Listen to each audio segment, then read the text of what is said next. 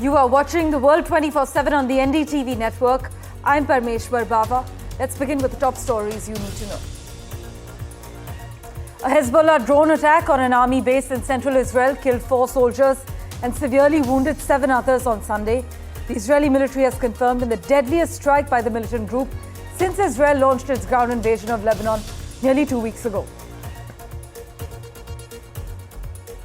At least 20 Palestinians have been killed and several wounded in an Israeli tank shelling of a school sheltering displaced Palestinians in central Gaza.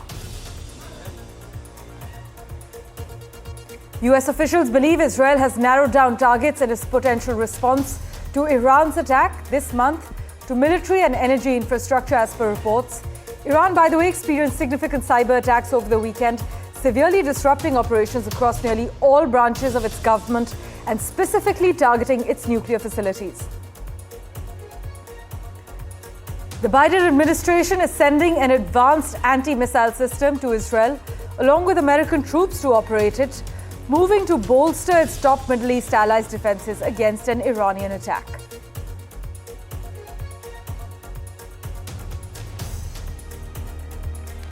Russia and China blocked a proposed consensus statement for the East Asia Summit, drafted by Southeast Asian countries, mainly over objections to language on the contested South China Sea, a US official has said, as per reports.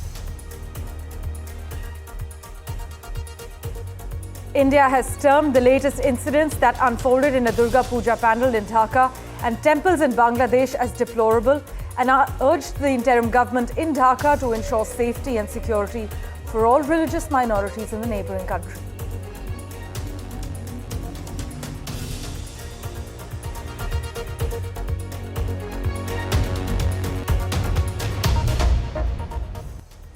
Our big focus, the deadliest strikes by Hezbollah since Israel launched its ground invasion of Lebanon nearly 2 weeks ago.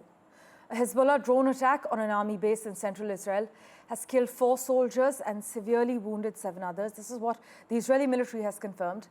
But the military statement came shortly after Israel's National Rescue Service said the drone attack wounded 61 people.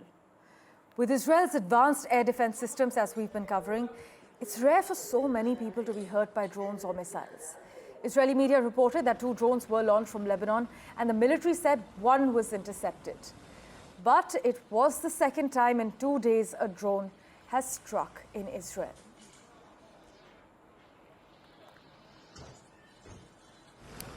Meanwhile, we're getting reports that at least 20 Palestinians have been killed and several wounded in an Israeli tank shelling of a school that was sheltering displaced Palestinians. This is in Nusrat in central Gaza. We will, of course, bring you more on this as soon as we can.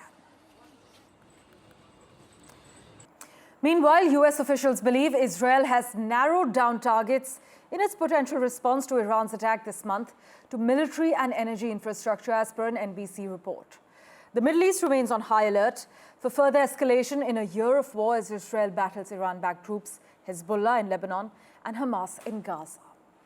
Israel has repeatedly said it will respond to Iran's missile barrage on the 1st of October, which was launched in retaliation for Israel's military operations in Gaza and Lebanon and the killings of a string of Hamas and Hezbollah leaders.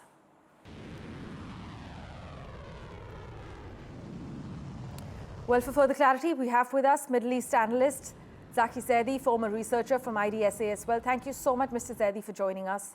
Now, as things stand, the US does not know when Israel's response could come, but officials say the Israel military is poised and ready to go at any time once the order is given.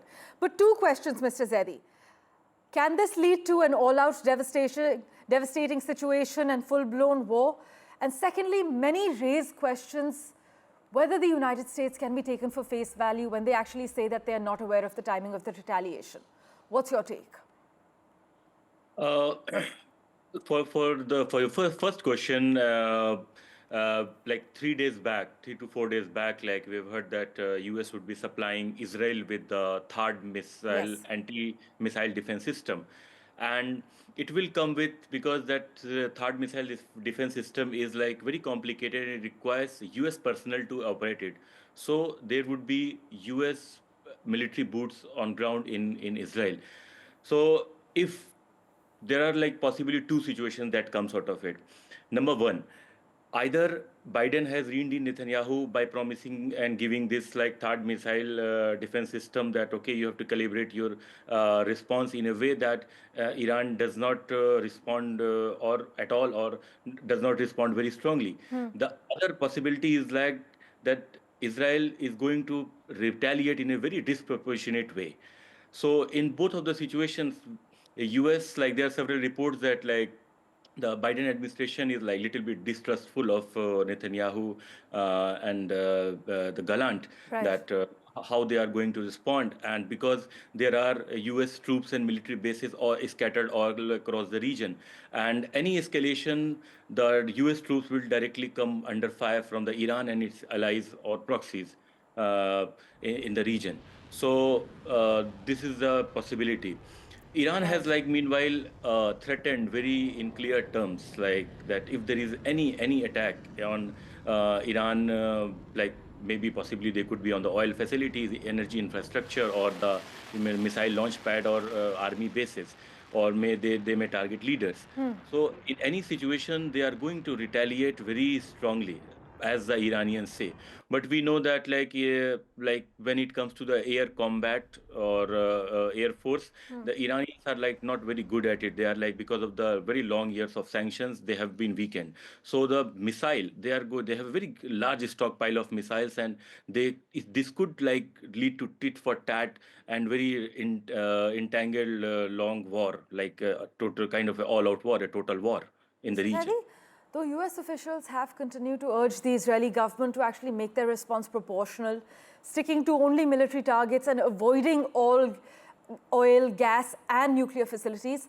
But at this point, can Benjamin Netanyahu be trusted to adhere to this advice, or is he likely to treat these as instructions? What's your take? It is very unlikely because several reports in the Israeli media as well as US media, they have confirmed that with the over period of time, especially with regards to the Israeli response to Iran, the Netanyahu is like very kind of secretive, and they have not shared any intel details like what Right. the timing, the level of attack.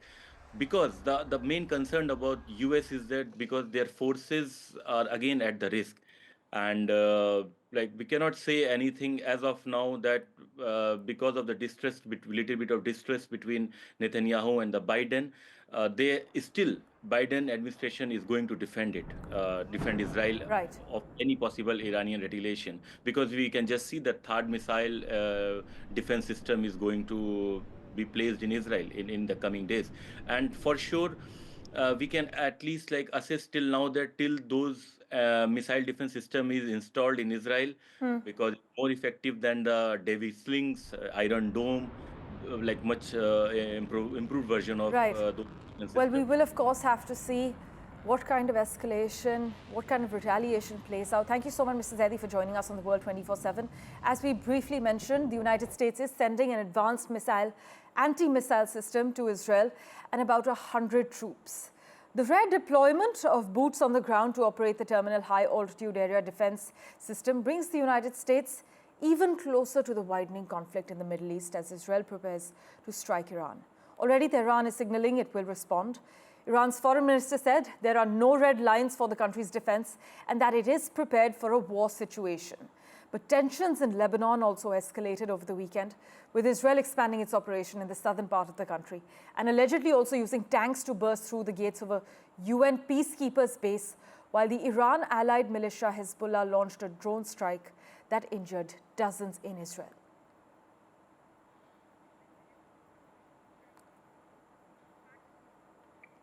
And hunger and malnutrition rates could rise exponentially in Lebanon if Israel follows through with threats to escalate the current military operation, which has so far killed more than 2,000 people and displaced as many as 1 million people, according to the UN.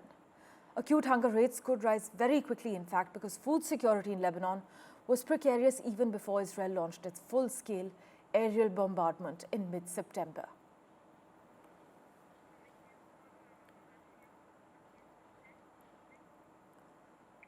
Well, switching tracks, Russia and China blocked a proposed consensus statement for the East Asia Summit drafted by Southeast Asian countries, mainly over objections to language on the contested South China Sea. This is as per reports. In fact, a draft statement arrived at by consensus by the 10-nation Association of Southeast Asian Nations was put to the 18-nation East Asia Summit meeting in Laos. Reports stated that the United States, Japan, Australia, South Korea and India all said they could support it. But this official added that the Russians and Chinese said that they could not and would not proceed with a statement. Well, for further clarity, we have with us geopolitical analyst Don McLean-Gill. Thank you so much, Don, for making time for us. Reports clearly state that there was certainly no language that was getting into the nitty-gritty of any particular standoff, no language that was favoring any claimant over any other. So do you believe that this shows two expansionist empires looking out for each other? What's your take? Well, first of all, it's great to converse with you, Parmeshwar. And, you're absolutely right. Generally speaking, Russia and China are two expansionist powers that are on hyperdrive, whether we look at it from Eastern Europe, the South China Sea, the West Philippine Sea, Senkaku, the northern territories of Japan, Taiwan, etc. So any mention of principles and binding legal frameworks that were established to check such expansionist ambitions would be definitely frowned upon by either Moscow or Beijing. What would you then say, Don, are the potential consequences for regional stability if disputes over language related to the South China Sea continue to actually hinder diplomatic agreements? Well, here's the thing. This provides an opportunity for regional countries like ASEAN to recognize the clear threats that are impounding within their immediate neighborhood. Now, ASEAN summits have had this negative stereotype of being just talk shops, but what we clearly saw in the past few days was the initiative taken by particular Southeast Asian countries such as the Philippines to challenge China's expansionist ambitions against international law UNCLOS in the 2016 arbitral ruling. So, based on the reports, the major point of contestation was UNCLOS and how it was used. But the reality is UNCLOS has not changed. What has changed is China's level of belligerence and intolerance towards international law and towards the greater South China Sea. So that in itself is a clear realization among Southeast Asian states. You have the Philippines and Vietnam, for instance, beginning to work together in maritime security cooperation for the first time. And this is telling of the realization that Southeast Asian countries have towards their belligerent largest immediate neighbor. Well, Don, it's always insightful to hear your perspective. Thank you so much, as always, for joining us on NDTV. Thank you very much. As always, news and updates continue in a moment right after this very short break. Don't go anywhere.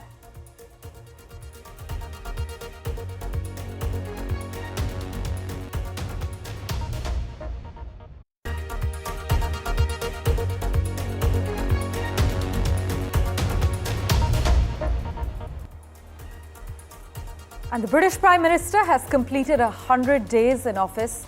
There have been slips and accusations of sleaze, scores of announcements, enormous international events. In fact, the British Prime Minister himself said he had faced choppy days in his first 3 months in the post. The gift scandal, the allegations of corruption, there's been a Downing Street staffer's soap opera, a slump in the polls, ructions in the party about a plan to take cash away from millions of pensioners. That's the stuff of Labour nightmares. Yet, we've also seen ideas that are stuff of the party's dreams. There are sweeping new rights at work in the UK, new laws to help get houses built, the railways coming back into public hands. But it's been a topsy-turvy start, but Keir Starmer has completed 100 days in office as Prime Minister. But as many political watchers say, it's only around a 20th of the time at Labour's disposal before they have to call the next election. So Labour has an enormous majority, a political opposition that's in a mess, and time on its side. Keir Starmer, I'm sure, is hoping happier days lie ahead for him and his party.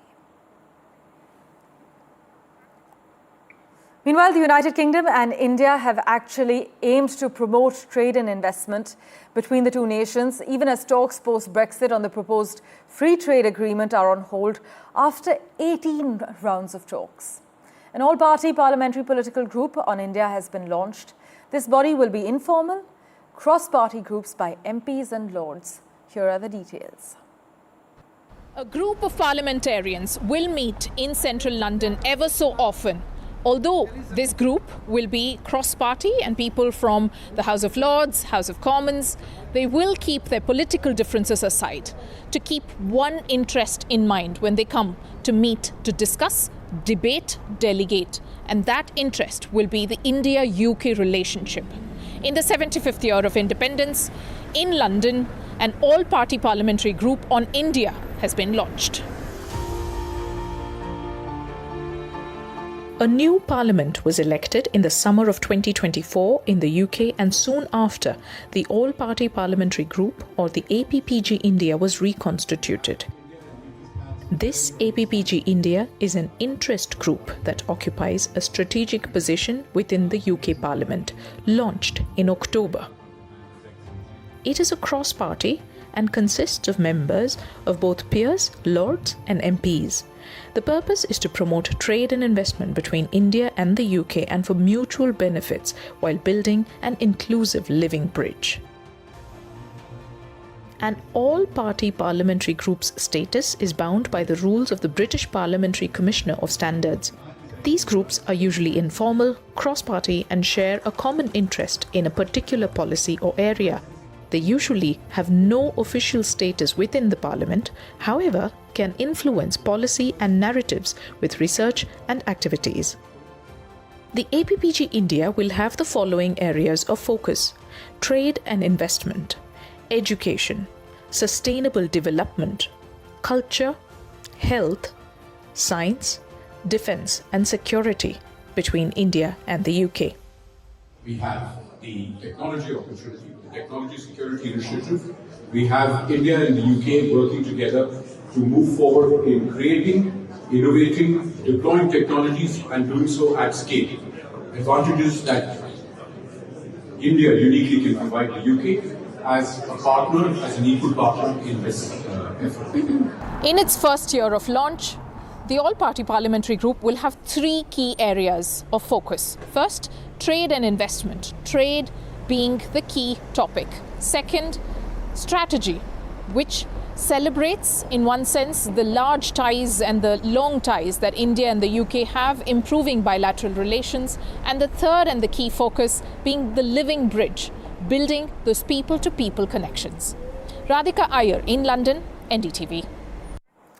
Well, in other crucial news, China again is sending planes and ships for military exercises around Taiwan. The self-ruled island condemned this provocative act. In fact, China's military began a new round of military drills near Taiwan in what it said was a warning against separatist acts by Taiwan independence forces. No date was actually given for the drills to end. Thanks so much for investing your time and watching this edition of The World 24/7. We'll keep tracking the latest updates for you. Do stay tuned.